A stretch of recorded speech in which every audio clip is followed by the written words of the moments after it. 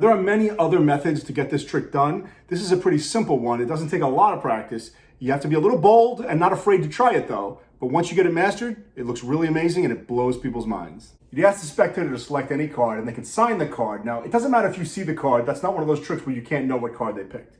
They're going to place their card somewhere toward the center of the deck, and you'll show them that it's not on the bottom and it's not on the top. It's lost somewhere in the center of the pack.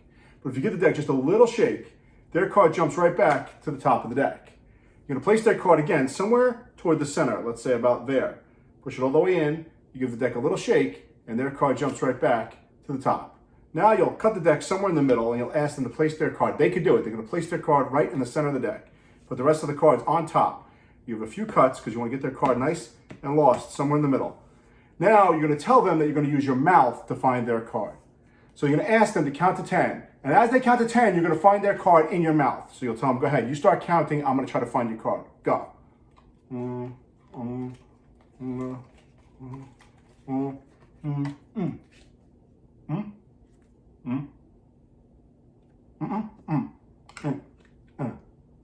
Now, I said it would be in my mouth. I find your card in my mouth.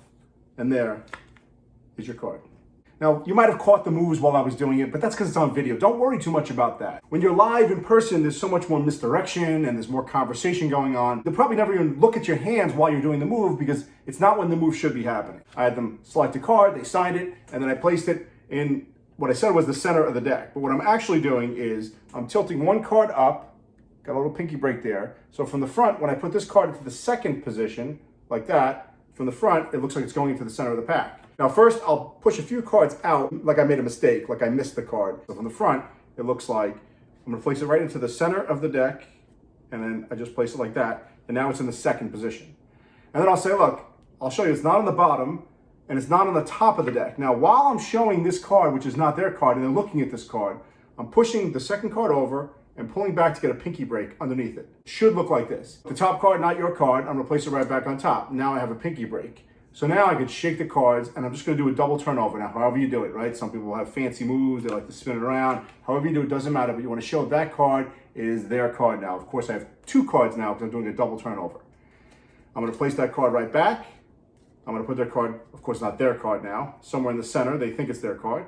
And I give a shake, their card's back on top. Here's where all the moves happen for the card and mouth routine. You're gonna cut the cards to the center of the deck and you're gonna let them place their card in there. Now there's many ways to get this card back to the top of the deck. I just did a couple of cuts. So what I did is kept the finger break.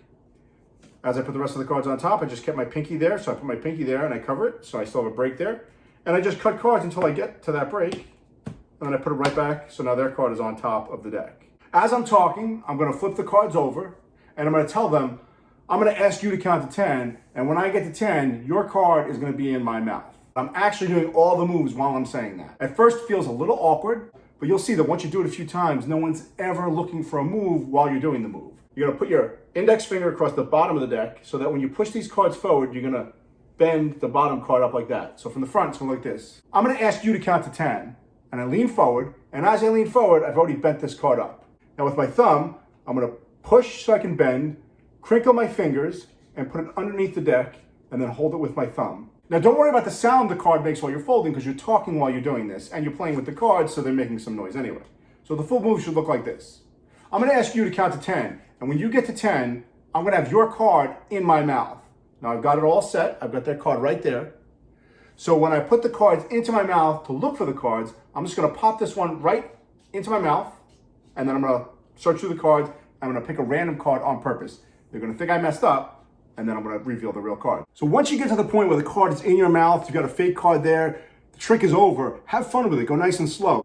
I said your card is gonna be in my mouth. And you take it out, nice and slowly, you're gonna open it up to reveal their card. They're waiting to see if it is their card with a signature. They see it, amazement, you pretend you're gonna give them the card. Obviously you don't really, because it's got your spit on it, it's kind of gross. You're usually gonna laugh out of that. It's a great trick, it will blow their mind.